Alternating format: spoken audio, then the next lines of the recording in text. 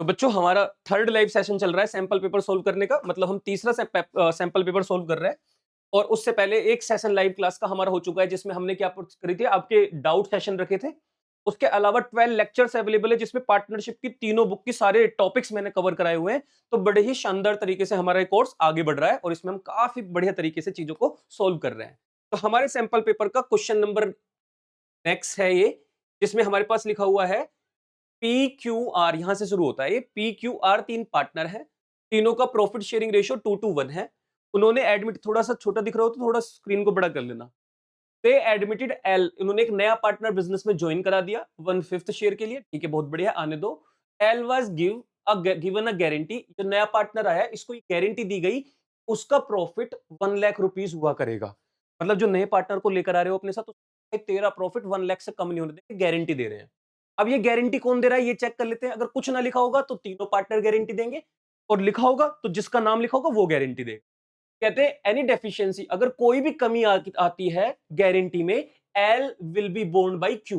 तो Q partner कह रहा है मैं झेलूंगा, चिंता मत करना। अगर तेरा प्रॉफिट 1 लाख से कम हुआ तो ये मेरी जिम्मेदारी। बहुत बड़ा प्रॉफिट जो हुआ फर्म का इस साल, वो 4 लाख का हुआ। हमने कहा देखना बच्चे, 4 लाख रुपीज का प्रॉफिट हुआ।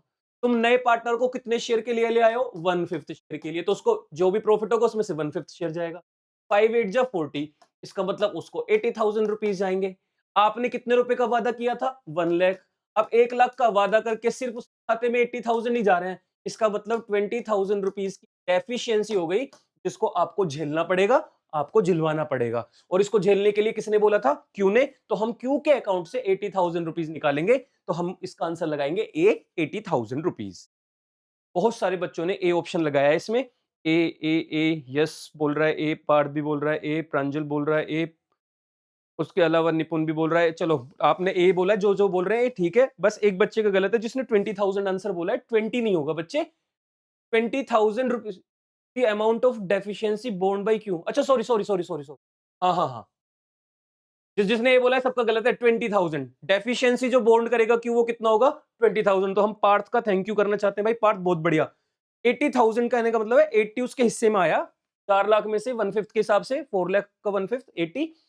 1 लाख में से 80 काटे तो डेफिशिएंसी कितनी? मैंने लिखा भी डेफिशिएंसी सही था, मैंने लिखा सही था, बोल गलत रहा था। 20,000 की डेफिशिएंसी है, तो आंसर भी कितना होगा? 20,000। तो ए आंसर नहीं है इसका, आंसर होगा बी। बहुत बढ़िया।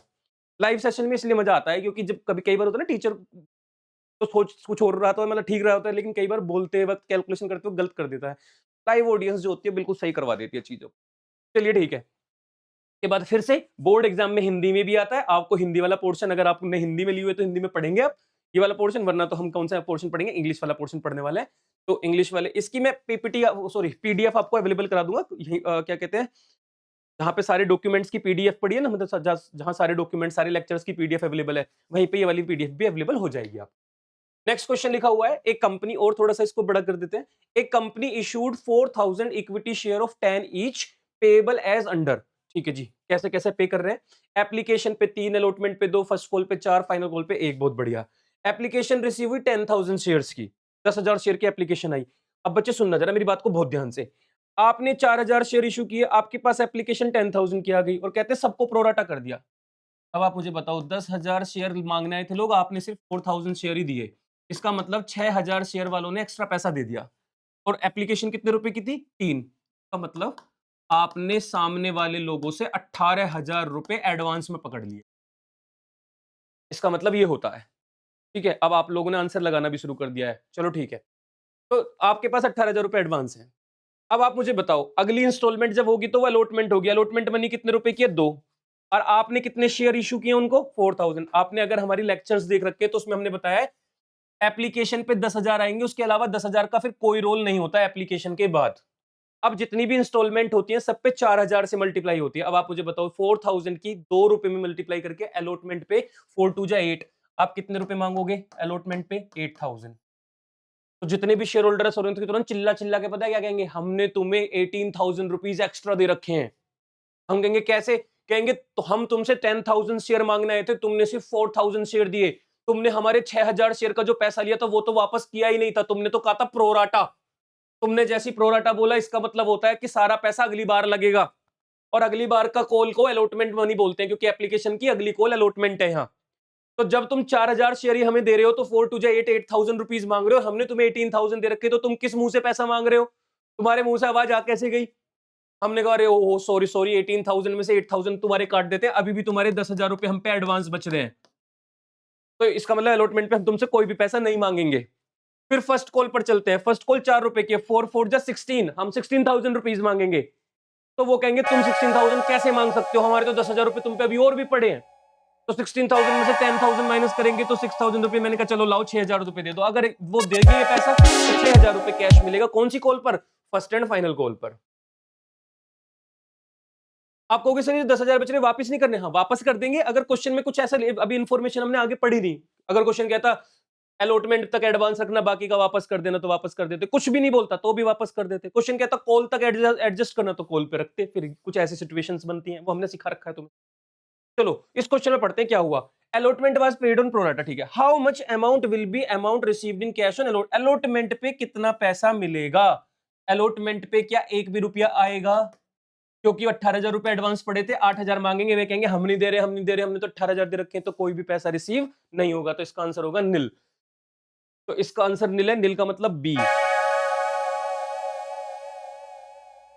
कितने बच्चों ने ठीक बताया?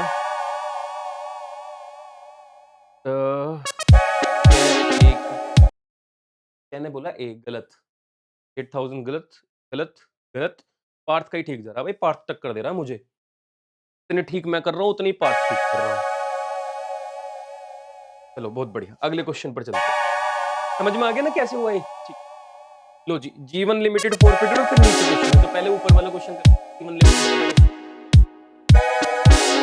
जीवन लिमिटेड फॉरफिटेड 50 शेयर्स।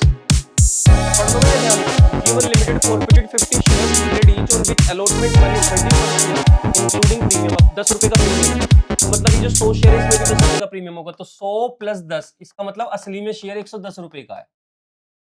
कहते हैं इसमें से 30 रुपए अलॉटमेंट पर प्रीमियम के साथ और 30 रुपए फर्स्ट कॉल पर नोट रिसीव। 30 और 30 60, 110 में से 60 रुपए नोट रिसीव।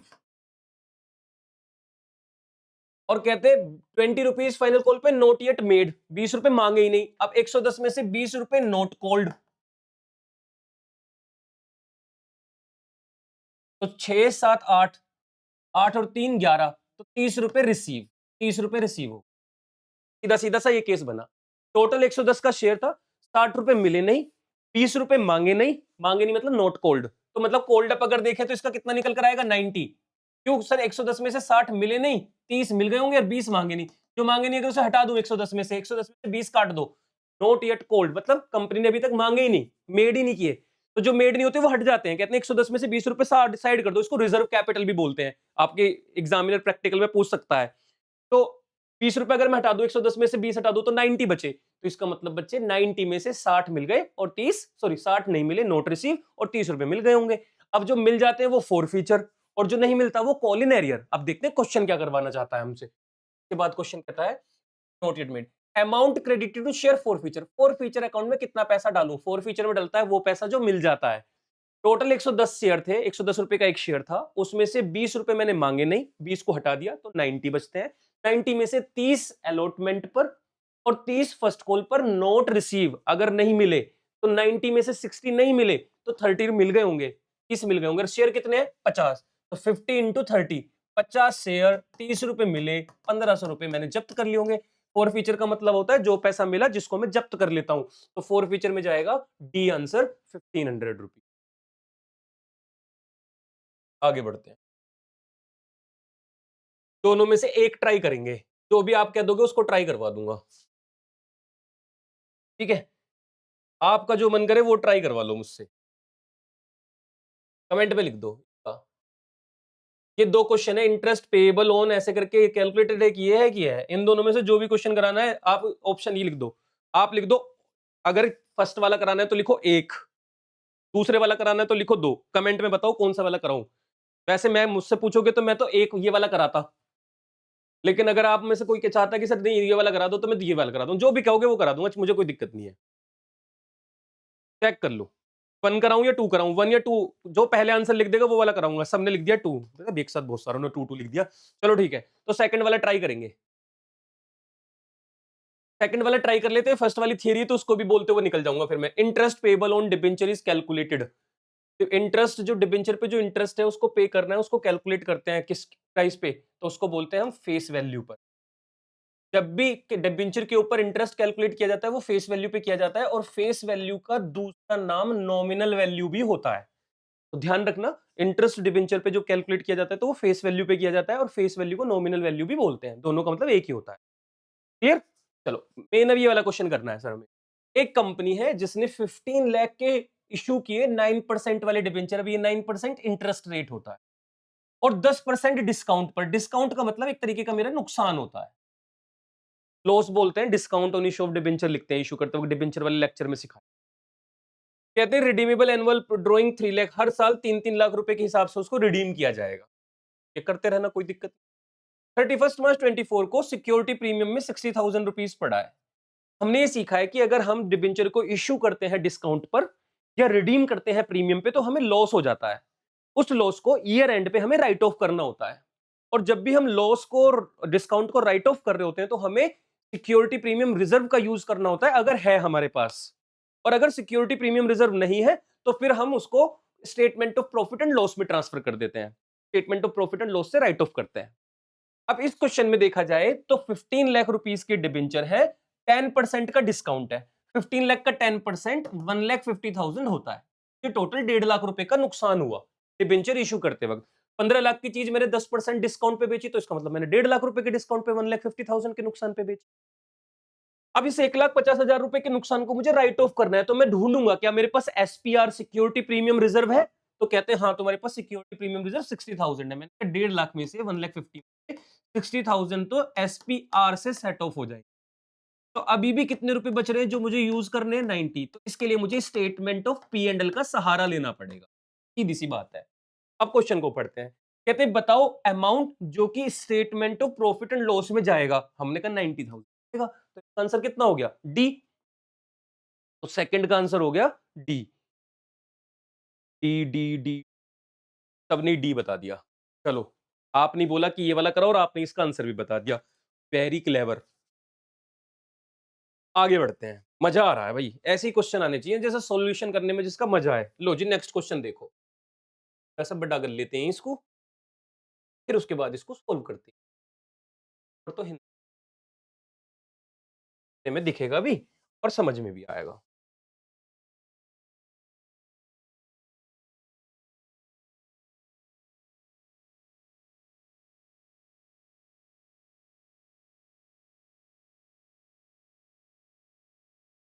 ठीक है जी, आओ। एस और टी दो पार्टनर हैं। एस और टी दो पार्टनर हैं, तो ये जी सबका आंसर डी आ रहा है। एस और टी दो पार्टनर है, दोनों का रेशियो 3:2 है। उन्होंने एडमिट किया यू को as a new partner in the firm. एक नया पार्टनर यू ज्वाइन कर लिया, वो नया पार्टनर यू को ज्वाइन करा लिया। यू के एडमिशन के टाइम पर there exist a provision for doubtful debt 7,000। एक 7,000 रुपए का डाउटफुल डेट हुआ करता था। मतलब हमने पहले से ही प्रोविजन क्रिएट कर रखा है। आपने देखा होगा ना बैलेंस शीट में, कहीं पे आपने एसेट साइड, बैलेंस शीट में एसेट साइड होती है, उस एसेट साइड में ऐसे डेटर्स लिखे हुए होते हैं, डेटर्स का कुछ अमाउंट लिखा होता है, उसमें लेस प्रोविजन भी लिखा आता है पहले से ही, प्रोविजन फॉर डाउटफुल डेट ऐसे करके लिखा होता है, और फिर उसको घटाने के बाद बाहर पैसा लिखा होता है बैलेंस शीट में एसेट साइड। तो कहते हैं ये जो तुमने प्रोविजन है ना 7,000 का बना रखा है। एग्जिस्ट, एग्जिस्ट का मतलब पहले से ही लिखा पड़ा है, बैलेंस शीट में लिखा पड़ा होगा, इसका मतलब ये होता है। लिखा हुआ है मतलब मुझे शक है कि मेरे 7,000 रुपीज डूब सकते हैं। इट वॉज डिसाइडेड, उन्होंने डिसाइड किया कि 3,000 रुपीज बैड डेट हो गए। मुझे शक था 7,000 डूबेंगे, फिर मुझे पता चला शक है, डूबे नहीं है, शक। शक कोई मैंने प्रोविजन बोलता हूँ। शक जब शक का मतलब होता है फ्यूचर प्रिपरेशन, फ्यूचर में होने वाला डाउट है तो मैं पहले ही लिख के बैठ जाता हूँ प्रूडेंस प्रिंसिपल लगा के। फ्यूचर में होने वाले लॉस लिख लो ऐसे करके, फ्यूचर में होने वाले प्रॉफिट को इग्नोर कर दो। तो हमने लिख लिए 7,000। अब पता चला असली में कि 3,000 तो डूब गए। लो जी, 7,000 में से 3,000 डूब गए। मैंने कहा अरे 3,000 भी डूबे तो क्या डूबे, मैंने तो 7,000 सोच रखे हैं, तो 7,000 तक मैं चिल करूंगा। मैंने कहा अभी भी 4,000 और डूब जाने दो, मुझे कोई टेंशन नहीं है। मैंने अपने 4,000 तक का जुगाड़ कर रखा, मैंने पहले ही 7,000 का लॉस मान रखा था। 3 डूब गए और डूब जाने दो, 4,000 का और इंतजार करेंगे। यहां तक बात समझ में आ रही? मैं लॉस मान के बैठा हूं, पहले से ही चिल कर रहा हूं मैं। आगे देखो क्या लिखा हुआ है। The remaining debtors was considered as good। अचानक से एक इन्फॉर्मेशन आती है, सारे डेटर बढ़िया भाई, अब कोई पैसा नहीं मारेगा, जो 3 मर गए, इसके बाद अब कोई आपके पैसे को बैड डेट नहीं करेगा। मैंने कहा तो जो मैं 4000 रुपए का और लॉस सोच के बैठा हूं कि होएगा होएगा, अब नहीं होएगा, अब नहीं होएगा, नहीं होगा। तो ये तो 4000 रुपए जो 4000 बच गए मेरे, ये तो मेरा फायदा हो गया, प्रॉफिट हो गया। और जब भी admission, retirement, death, change in PSR, किसी भी चैप्टर में कभी भी एसेट लाइबिलिटी से रिलेटेड कोई भी प्रॉफिट लॉस हो, वो रिवैल्यूएशन अकाउंट में ट्रांसफर होता है। अगर लॉस होता है तो रिवैल्यूएशन में डेबिट साइड रिकॉर्ड होता है, और प्रॉफिट होता है तो रिवैल्यूएशन में क्रेडिट साइड रिकॉर्ड होता है। तो क्वेश्चन कहता है बताओ जी रिवैल्यूएशन अकाउंट में ये ट्रीटमेंट किधर होगा, तो प्रॉफिट हो गया तो रिवैल्यूएशन में क्रेडिट साइड होगा 4000। तो इसका आंसर हो जाएगा B, credit 4000 rupees. A B, हाँ जी ठीक है, वेरी गुड, बी होगा इसका आंसर। जिसने ए बी बताया है उसको भी अब समझ में आ गया होगा कि इसका आंसर बी क्यों होगा। ठीक है, ओके, आगे बढ़ते हैं। लो जी, एक फर्जी क्वेश्चन पर चलते हैं, थोड़ा सा फर्जी है, थोड़ा सा। इफ एवरेज कैपिटल एम्प्लॉयड है 8 लाख, एक्चुअल प्रॉफिट मतलब एवरेज प्रॉफिट है 1,80,000, और नॉर्मल रेट ऑफ रिटर्न है 10%। Value of goodwill as per capitalisation of average profit. भाई साहब, कैपिटलाइजेशन ऑफ एवरेज प्रॉफिट करके अगर गुडविल निकालना होता है तो फॉर्मूला लगता है capitalised value minus net worth. Lecture number 2 के बाद एक गुडविल की स्पेशल वीडियो डाली है, उसको जाके देख ले। लेक्चर वो उसका लेक्चर नंबर नहीं है, उसका नाम ही उस लेक्चर का ये है गुडविल, और लेक्चर नंबर 1 2 3 करके नहीं है। जहाँ पे टोटल 12 लेक्चर है उसके बीच में 2 लेक्चर नंबर से नहीं है, उस वो अलग से हैं, वो यही है, कैपिटलाइज्ड वैल्यू माइनस नेटवर्थ। अब नेटवर्थ को तो बोलते हैं कैपिटल एम्प्लॉयड, तो वो तो 8 लाख लिखा हुआ है। कैपिटलाइज्ड वैल्यू अगर निकालनी होती है, जिसको सीवी बोलते हैं, कैपिटलाइज्ड वैल्यू, तो उसको कैलकुलेट करने का तरीका होता है average profit into 100 upon rate. Average profit है कितना, 1,80,000, रेट कितना है 10, ऊपर जाएगा 100, तो ये आएगा 18 लाख। यहां पे लिखो कैपिटलाइज्ड वैल्यू की जगह पे 18 लाख, 18 लाख माइनस 8 लाख, तो आंसर कितना आ जाएगा 10 लाख। तो हमारा आंसर होगा इसका 10 लाख, जो कि होगा ए। 6 क्वेश्चन का आंसर होगा ए। चलिए जी, बहुत बढ़िया, कुछ बच्चों ने ए आंसर लगाना स्टार्ट भी कर दिया। चीते हो रहे हो, कार पे जीते हो क्या, जीते हो ना तुम तो। चलिए आगे बढ़ते हैं, क्वेश्चन नंबर 7 के बाद अगले पॉइंट पर चलते हैं, क्वेश्चन नंबर 8। लो जी, पता ना क्या क्वेश्चन है, थर्ड क्वेश्चन, देखते हैं क्या लिखा हुआ है। कहते हैं submit a partner withdraw 5,000 in the beginning of each quarter. निकाल भाई, बहुत बड़ी, ऐसे निकालिए। Interest on drawing was to be calculated, interest भी कैलकुलेट कर दिया 1500 at the end of accounting year. What is the rate of interest, rate of interest पूछ लिया क्वेश्चन ने, तो हमें क्या करना पड़ेगा, पहले इसका फॉर्मूला लगाना पड़ेगा। सर फॉर्मूला क्या होता है, sir interest on drawing equal to, अब इंटरेस्ट ऑन ड्रॉइंग में इंटरेस्ट ऑलरेडी गिवन है, interest on drawing equal to annual drawing. Annual drawing का मतलब होता है क्वार्टरली ड्रॉइंग मल्टीप्लाई बाई 4। एक क्वार्टर में 3 महीने होते हैं, अगर क्वार्टर को 4 से मल्टीप्लाई कर दूं तो वो एनुअल बन जाता है। अगर आपने मेरी लेक्चर नंबर 3 देखा है तो उसमें मैंने ये वाला टॉपिक कराया है, मतलब लेक्चर नंबर 5 देख लेना। हाँ, लेक्चर नंबर 5 में तो मैंने फंडामेंटली कराया है, तो उसमें हमने यहाँ पे सिखाया है एनुअल ड्रॉइंग जाता है, तो interest on drawing equal to annual drawing multiply by rate upon 100 multiply by average period divide by 12। अगर क्वार्टर का केस हो और बिगिनिंग का केस हो, तो बिगिनिंग में जो एवरेज पीरियड होता है वो 7.5 लिया जाता है, तो हमने 7.5 लिख दिया। अब मेरे पास पूरी कैलकुलेशन है, मुझे रेट चाहिए, रेट निकल जाएगा। देखो कैसे, ये डिवाइड में, इन्हें मल्टीप्लाई में, या लोग काट दो, 2 जीरो से 2 काट दो, 4 3 जा 12 कर दो, जीरो को पॉइंट हटाओ या जीरो लिख दो, इस जीरो से ये वाली जीरो भी काट दो, 3 से 75 को भी काट दो, 3 2 जा 6, 25, 25 5 जा 125, तो 300। आप कहोगे सर ये क्या कर दिया, मैंने कहा ये सिर्फ एक कैलकुलेशन है, मैंने सबको को कैलकुलेट कर दिया। अब ये दोनों इधर ये आर के मल्टीप्लाई में या ऐसे डिवाइड डिवाइड में आते हैं, ऐसे सीखा होगा ना आपने। आप कहोगे सर कैलकुलेशन, मैंने कहा ठीक है भाई, दूसरी कैलकुलेशन करके दिखा देता हूँ। ये लिख लूँ दोबारा एक बार, interest on drawing equal to annual drawing multiply by rate upon 100 into average period divide by, average period हटाने में पॉइंट हटा के जीरो लगा। अब जो यहाँ डिवाइड में होता है वो मल्टीप्लाई में चला जाता है, और जो मल्टीप्लाई में होता है वो डिवाइड में आ जाता है, इतना तो कर सकते हो। देखो 1500 इंटू 100 इंटू 120, ये दोनों तो इधर मल्टीप्लाई में चलेगा और इधर वाली सारी चीजें डिवाइड में आ जाएंगी। 5000 इंटू 4 मैंने कहा इसको सोल्व कर लो। 1 2 3 1 2 3 4 5 जा 20 50 और कैलकुलेट कर लो। आप कहोगे कैलकुलेटर, मुझे तो आती है, आप कैलकुलेटर का यूज कर रहा था मैं वैसे तो। चलो इस वाली कैलकुलेशन को बिना कैलकुलेटर के करके दिखाता हूं। 15 5 जा, ओ सॉरी गलत कर दिया, और 3 जा 12 होते हैं। ठीक है कोई बात नहीं, तो ये आ गया 500।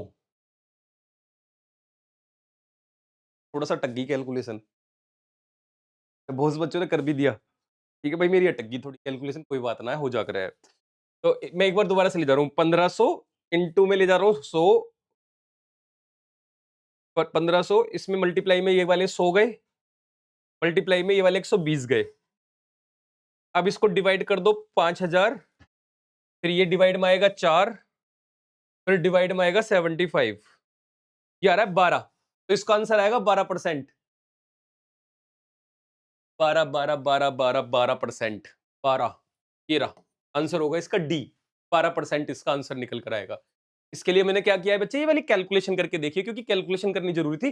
बिना कैलकुलेशन के नहीं निकलेगा, और कैलकुलेशन करने के लिए फॉर्मूला आना चाहिए, और फॉर्मूला आने के लिए आपको लेक्चर पता होना चाहिए। ठीक है जी, हाँ अब डी बोलने लग गए सारे बच्चे। कुछ बच्चे बीच में गलत आंसर लगा रहे थे, लेकिन अब ठीक आने लग गया। 6 या 12, कुछ बच्चे कह रहे थे 6 हो सकता है या 12। 12 ठीक है, 12% आंसर होगा इसका। चलिए आगे बढ़ते हैं। अब इंग्लिश में कोई क्वेश्चन है, ये रहा इंग्लिश में यहाँ पा रहा है। हमें हिंदी वाला नहीं पढ़ना, इंग्लिश वाला पढ़ना है। एचपीएस 3 पार्टनर है, तीनों का रेशियो है 4:3:3। 1 अगस्त को पी की डेथ हो गई, उसका 20% शेयर एक्वायर कर लिया एच ने, और बचा हुआ 80% एक्वायर कर लिया एस ने। तो पहले मुझे एक काम करना पड़ेगा, जो जिस पार्टनर की डेथ हो रही है पी, ये पी पार्टनर बीच वाला पार्टनर है, 4 3 7 3 10, तो पी का शेयर p/10 है। इसका 20%, 20% का मतलब होता है 1/5। 20% का मतलब 20/100, 0 से 0 कैंसिल, 2 1 जा 2, 2 5 जा 10। तो मतलब पी के शेयर का, हिज मतलब पी का 20% शेयर एच ने एक्वायर कर लिया, तो ये 20% ऐसे कैलकुलेट होगा। 3 1 जा 3, 10 5 जा 50। अब 5 में से एक पार्ट अगर किसने टेक ओवर कर लिया, एच ने, तो बचा हुआ पार्ट किसने टेक ओवर किया होगा, एस ने। तो सर पी का शेयर 3/10 है, उसका अगर 1/5 पी का 1/5 एच टेक ओवर करता है, तो बचा हुआ 4/5 कौन टेक ओवर करेगा, एस। देखो 5 में से एक पार्ट, 5 देखो टोटल 5 पार्ट होंगे उसके प्रॉफिट के, उसमें से एक पार्ट एच ने ले लिया, तो 5 में से एक पार्ट जाने के बाद बचे हुए 4 पार्ट किसके पास रहेंगे, एस। तो 4 3 जा 12 और 50, ये आ गया। ठीक है जी, अब यहाँ पे दोबारा लिख लो। एच जिसका शेयर कितना हुआ करता था, 4/10, पुराना शेयर इनका एच, और एस, एस का शेयर हुआ करता था 3/10। इनके पास प्लस हो जाएगा आके, एक एक को 350 पार्ट मिल गया उसका, और दूसरे को 1250। अब यहाँ 10 है, यहाँ 50 है, तो डिनोमिनेटर बराबर कर लो, न्यूमिनेटर डिनोमिनेटर को मल्टीप्लाई करके, यहाँ भी 5 5 की मल्टीप्लाई कर लो। 20 और 3 23। अब 50 में से 23 यहाँ पे आएगा, तो बचा हुआ 27। भाई 50 पार्ट होंगे टोटल, उसमें से 23 के होंगे, तो 50 में से 23 हटाओगे तो इसकी कैलकुलेशन करने की भी जरूरत नहीं है, 27 डायरेक्ट आ जाएगा। छोटी छोटी सी ट्रिक है, अगर फॉलो करोगे तो बड़ा मजा आएगा। तो इसका आंसर होगा 23 27, आंसर होगा सी। चलिए जी, बहुत सारे बच्चों ने आंसर सी लगाना, अच्छा 27 23 बताया एक बच्चे ने। 27 23 नहीं, 23 27 होगा। 27 23 नहीं, 23 27। पहले वाले के हिस्से में आएगा 20 और 3 23, और दूसरे वाले के हिस्से में आएगा 15 और 12 27। तो इसका आंसर होगा सी, 23 27। सी ऑफ में क्या डिफरेंस है फ्रॉम से?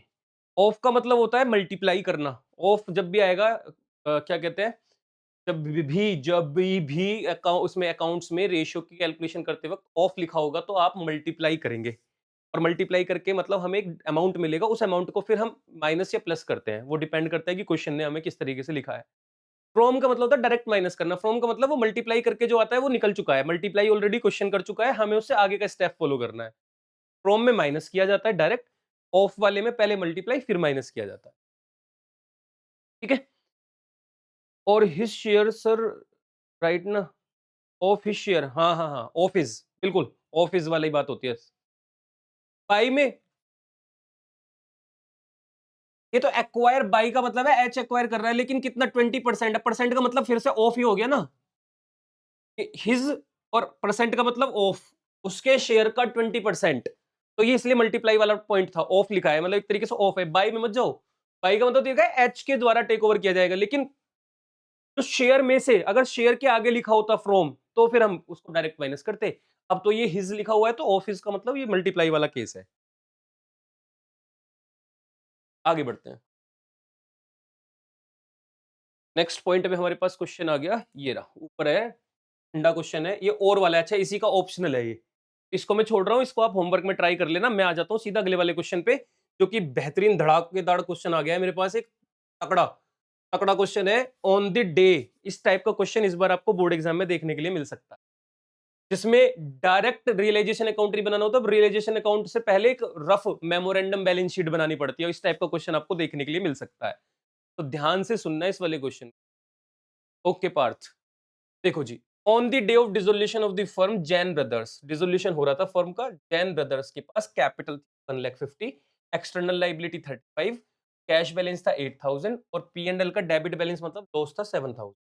इसके बाद रियलाइजेशन, यहां से रियलाइजेशन की बात लिखी हुई कि रियलाइजेशन में तुम्हें लॉस भी हुआ, रियलाइजेशन एक्सपेंस हुआ 5,000 का, और सारा रियलाइजेशन करके तुम्हें 25,000 का लॉस भी हुआ। ये बताओ एसेट को बेच के कितने रियलाइजेशन अमाउंट मिला होगा। अब मुझे एसेट को रियलाइज करने के लिए पहले मुझे पता भी तो होना चाहिए कि रियलाइजेशन में कौन कौन सा अमाउंट गया होगा, कैसे गया होगा। तो इससे पहले मुझे एसेट की ओरिजिनल वैल्यू भी पता होना चाहिए कि एसेट थी कितने रुपए की। मतलब ऐसे समझो, जब भी आपके पास रियलाइज वर्ड लिखा होने से पहले कुछ इंफॉर्मेशन लिखी हो, तो आपको एक रफ मेमोरेंडम बैलेंस शीट बनानी पड़ेगी। रफ, आप कहोगे सर एक नंबर के क्वेश्चन, मैंने कहा 1 मिनट में बन जाती है।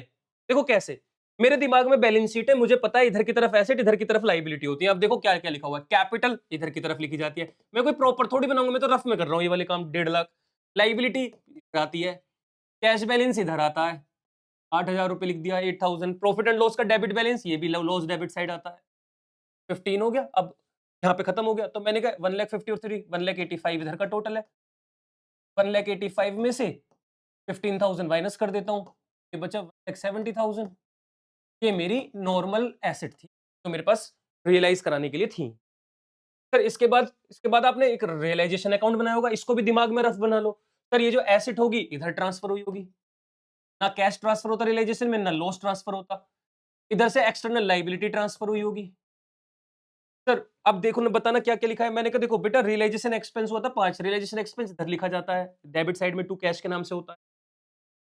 और आपको लॉस हो गया, जब आप सब कुछ टोटल प्लस माइनस करते हो, तो आपको लॉस हो गया 25,000। आप याद करो, डेबिट का टोटल आता है रियलाइजेशन में ज्यादा, तो इधर की तरफ लॉस आता है, इधर की ज्यादा आता है तो रियलाइजेशन में प्रॉफिट आता है। अब ये जो लाइबिलिटी एक्सटर्नल, इसका कुछ नहीं लिखा, तो खुद से पूरा 35 पे हो गया होगा। अब सर एसेट कितनी हुई होगी, तो मैंने कहा इसका टोटल करो, इसका डिफरेंस निकालो, जो आंसर आएगा वो ही पता चल जाएगा कि एसेट से कितना रियलाइज हुआ होगा। क्वेश्चन में बेटा अगर ये रियलाइज गिवन होता, तो हमें लॉस या प्रॉफिट का पता चलता, दोनों में से एक ही चीज तो आएगी। एसेट रियलाइज गिवन होता तो मुझे ये ना लिखा होता लॉस, लॉस लिखा है तो एसेट रियलाइज निकल कर आ जाएगा। ये जैसे कैश फ्लो स्टेटमेंट में वो क्वेश्चन बनता है, पीडी सीडी ऐसे लिखते हैं, उस टाइप से है। ठीक है जी, तो अब आप देख लो चेक करके, इसका टोटल कर लो, 35 और 5 40, 2,10,000, 2,10,000 में से माइनस कर दो 5 और 1 तो 1.5 लाख रुपए, 1,50,000, डी आंसर होगा इसका। क्लियर है? तो पहले आपने क्या किया, एक रफ बैलेंस शीट बना के जितनी भी लाइबिलिटीज थी उनको लाइबिलिटी साइड लिखा, कोई एसेट या लॉस था वो डेबिट साइड लिखा, डिफरेंस चेक किया तो आपकी एसेट नॉर्मल 1,70,000, एसेट इधर लिखी, लाइबिलिटी इधर लिखी। फिर क्वेश्चन ने कहा रियलाइजेशन में 5,000 रुपए एक्सपेंस गया, वो इधर आता है। कहते हैं 25,000 का आपको पूरे रियलाइजेशन का सब कुछ कर देते हैं, एसेट बेच देते हैं, लाइबिलिटी की पेमेंट कर देते हैं, सब करके तुम्हें 25,000 का लॉस हो गया। मैंने इधर लिख देता हूँ, लाइबिलिटी का कुछ नहीं लिखा, तो ये जितनी थी उतनी पे हो जाती है, तो इसे लिखो मत लिखो एक ही बात होती है। तो इधर भी 35 इधर भी 35 हो गए, कट जाता है वो एक दूसरे। अब क्या बचा, 175 में से 25 माइनस कर दो, 1.5 लाख रुपए एसेट रियलाइजेशन से मिलते होंगे। तो इसका आंसर क्या हो जाएगा, डी। आगे बढ़ता हूं 10th क्वेश्चन पर। ये हिंदी में लिखा हुआ है, तो मैं इंग्लिश वाले पोर्शन पर ओके, ये आ गया इंग्लिश वाला। और वाला ऑप्शन में लिखा हुआ है, इसका एक कोई क्वेश्चन मैं ट्राई करूँगा। जो पहला कमेंट होगा मतलब पहले वाले ने जो बच्चा कह देगा उस वाले को कराऊँगा। फर्स्ट वाला कराऊँ या सेकंड वाला कराऊँ? दोनों में से एक, जो आपका दिल करे वो करवा लो। सिंपल, ठीक है। कॉम्प्लेक्स कॉम्प्लेक्स नहीं है, अगर आपने अपने टीचर से पढ़ा हुआ है पहले से ही, अगर डिसोल्यूशन वगैरह चैप्टर, या फिर आपने मेरी वीडियो देखी है तो उसमें कई क्वेश्चंस हमने किए हैं। आपने पुराने 2 सैंपल पेपर अगर देखे हैं, उनकी रिकॉर्डिंग देखी है, उसमें भी हमने इस टाइप के क्वेश्चन किए हैं जिसमें हमें खुद से मेमोरेंडम बैलेंस शीट बनानी पड़ती है। बच्चे आ सकता है, बड़ा नॉर्मल सा क्वेश्चन है, 1 नंबर में 1 ही मिनट लगता है। मैं आपको समझा रहा हूँ इसलिए मुझे 2, 4, 5 मिनट लग गए हों, लेकिन अगर सिर्फ मेरे सामने होता और मुझे सॉल्व करना होता तो मैं इसे 1 मिनट में कर लेता। ठीक है? तो अब ज्यादातर बच्चे फर्स्ट वाला पार्ट कह रहे हैं तो मैं इसका फर्स्ट पार्ट ही करा देता हूँ। ठीक है? ये वाला। नवल और किशोर 2 पार्टनर हैं, दोनों का प्रॉफिट शेयरिंग रेशियो 3:1 है, ये ओल्ड रेशियो है। श्वेता एक नई पार्टनर 1/5 शेयर के लिए आ गई और श्वेता के बस की गुडविल का पैसा लाना नहीं था कैश में, नहीं लाती है तो gaining to sacrifice direct entry बनती है, फिर cash to premium for goodwill वाली एंट्री नहीं बनती, अगर नया पार्टनर गुडविल का पैसा ना ला पाता है तो। फिर लिखा हुआ है Shweta was unable to bring her share goodwill in cash, ठीक है कोई बात नहीं मत लेकर आओ। तो जो गुडविल की हमने एंट्री बनाई तो ये G2S एंट्री होती है, ये पार्टनर जो होता है नया वो गेन कर रहा होता है और ये दोनों पार्टनर सैक्रिफाइस कर रहे होते हैं, तो ये सैक्रिफाइस है, ये अमाउंट जो लिखा हुआ है सैक्रिफाइसिंग अमाउंट लिखा हुआ है। ठीक है, अब ये फिर इन्होंने बता दिया ये तो अब अच्छा अब ध्यान रखना, श्वेता अगर 24,000 रुपीज से डेबिट हो रही है तो आपको पता है 24,000 1/5 के लिए तो 4,000 5 बाई का मतलब टोटल फर्म की गुडविल कितनी थी? पढ़ने वाले बच्चे हैं, उन्होंने ये चीज़ ज़रूर सीखी है कि हमें फर्म की गुडविल चाहिए, वो 1,20,000 है। तो आप मुझे बताओ 8,000 यहाँ पे लिख देता हूँ, 8,000 डिवाइड बाय 1,20,000 और 16,000 डिवाइड बाय 1,20,000 ये इनकी सैक्रिफाइसिंग अमाउंट है। तो इसको सैक्रिफाइसिंग अमाउंट चेक कर लेते हैं।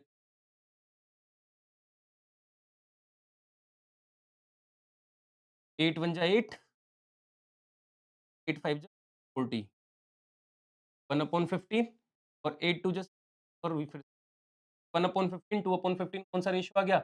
सैक्रिफाइसिंग। ये बात समझ में आती है आप लोगों को? ये 8,000 और 16,000 कौन सा अमाउंट है? ये सैक्रिफाइसिंग रेशियो है। कौन सा रेशियो है? Sacrificing ratio. ये सर आपने कैसे निकाला? मैंने कहा बच्चे ये जो गेनिंग और सैक्रिफाइसिंग अमाउंट होती है तो एक फर्म की गुडविल होती है, उसमें से ये 24, 8 और 16 ऐसे निकल कर आता है। वो गुडविल लेकर आती है कुछ, वो कहती है मेरी बस की तो नहीं है लाना। हमने कहा होगा उसे 24,000 गुडविल ला। तो वो कहेगी 24,000 किस हिसाब से? तो मैंने कहा देख हमारी फर्म की गुडविल 1,20,000 है, उसमें तेरा शेयर 1/5 रहने वाला है, तो 1/5 के हिसाब से ये पैसा लेकर आ। ऐसे करके मंगाते हैं ना उससे, कहता आपने हाँ। तो मेरे पास सैक्रिफाइसिंग रेशियो आ गया 1/15, 2/15। अब आप मुझे बताओ, sacrificing ratio equal to old minus new, ऐसे ही करते हो? सबको पता है? बहुत बढ़िया। सैक्रिफाइसिंग रेशियो मतलब ओल्ड माइनस न्यू। हमारे पास पार्टनर का नाम क्या है? नवल और किशोर। मैं एन लिख देता हूँ नवल और के लिख देता हूँ किशोर। एक का सैक्रिफाइसिंग रेशियो है 1/15, दूसरे का सैक्रिफाइसिंग रेशियो है 2/50। मैंने ऐसे लिख दिया, फिर इक्वल का साइन लगाया। Sacrificing ratio equal to old ratio है 3:1 मतलब 3/4 1/4 माइनस न्यू रेशियो। यहाँ तक सबको समझ में आता है? अब हमें क्या करना है, इनकी जगह बदल देनी है। न्यू रेशियो को इधर ले आना है, मतलब ये माइनस का इधर आके प्लस हो जाएगा और इसको इधर ले जाना है। तो दोनों के लिए कैलकुलेशन कर रहा हूँ, एन और के लिए 3/4 1/4।